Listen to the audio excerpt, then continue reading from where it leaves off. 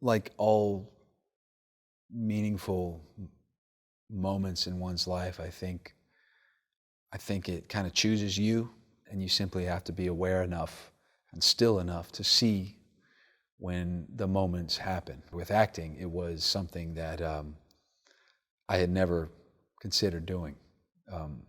I was an athlete primarily, a student athlete, and that was my focus. My mother was very young when she had me, 15 years old. My father passed before I was born, so school was extremely important. I was just working my butt off to find a way to get to college and make it free, because it had to be. I was an athlete, injured my shoulder, lost my football scholarships. Eventually, I was in a technical theater class as an elective in high school, building sets. And we read a play to study set design. The theater teacher asked me to try out, and I said no. I said no because I was afraid. But then I was inspired by a video that I found of my father, and it was a play that he wrote and starred and directed for our church. After seeing this video, felt a surge of courage and decided to say yes, and I did. And I'm glad I did, because I eventually did that play in high school here in Austin, Texas at Crockett High. Go Cougars. Dr. Melba Martinez saw it. She used to be the artistic director here at St. Andrews University, and she offered me a full scholarship to come here, and changed my life. I was no longer afraid as I was before, and decided to take a chance and follow this path.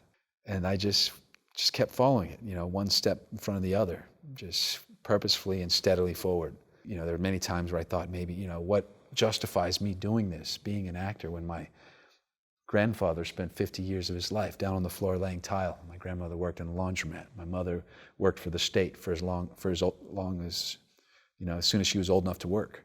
If I'm going to do this, I have to do it with a workman's-like attitude. Do this job like a ditch digger. And so I didn't choose acting, but once it chose me, I was going to give my mind, body, and soul to it, and do it with great respect and with great care.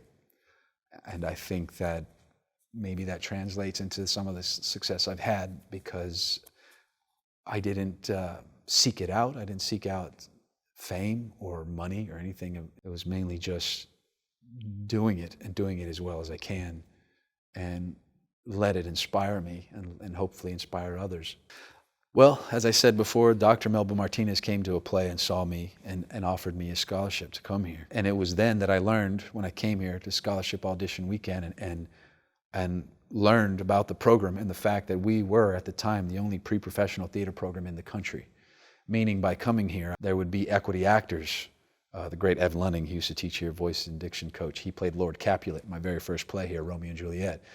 And by his inclusion, made the production an equity production, meaning that it was professional production through which we could gain points towards our own union membership, the Actors Equity Association. Also, it was in the heart of South Austin, where I was born, where I was raised. Went to Odom Elementary, went to Betachek Middle School, where they shot Dazed and Confused, directed by Richard Linklater, who I eventually worked with again on a film called Bernie. Betachek Middle School, to Crockett High, to St. Andrews University. So it was here still in beautiful South Austin, Texas. So I got to stay close to home, take care of my mom and my sister and my little sister, and get my education, and work towards my professional life as an actor, and get a head start in doing so. Of course, my first performance there in Mary Moody Northern Theater, and all of the incredible people I met and the incredible moments that I was able to experience, cultivating my skill in a place where we had, for instance, we had the City Company, the Saratoga International Theater Institute in upstate New York, come here. They came and taught us many lessons, different forms, different trainings. Always loved those experiences. But on a more personal note, I used to take dates to the hill in front of the theater, and we would sit and have picnics and coffee, and those are some really cherished memories, just sitting out in front of the lawn in front of Mary Moody Northern, looking out to the great city of Austin, Texas. The space here at St. Andrews University is a theater in the round. It's a very intimate space, audience on all sides, and our blocking was always very naturalistic. And because of the size of the theater, you don't have to scream to the back wall. You don't have to reach the back row, because you can give a very natural performance and still have it be very impactful in such an intimate space. So I found that working in that particular theater and the way it's structured helped to cultivate skills that I would take into cinema, and not just the theater. You have to run towards the things that make you afraid. You have to confront what makes you afraid and walk through it.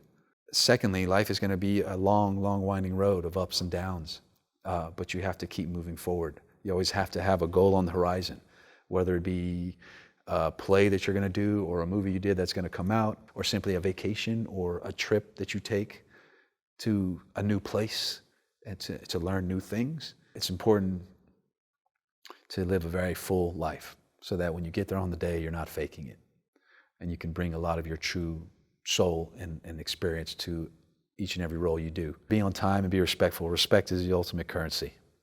Never have anybody waiting for you on set. Always hit your mark and your cues, and just be respectful of yourself, of your scene partners, of your crew, and of the craft itself. And one of the biggest ways you can show respect is to be on time. Know everybody's name. That helps. Like, truly encounter people fully and engage and learn people's name. Always keep moving forward, even if it means down. And if it means down, know how to take a fall and get back up. Lastly, it's a long and winding road, and it's one where if you're going to do it, you have to kind of have a no plan B type attitude.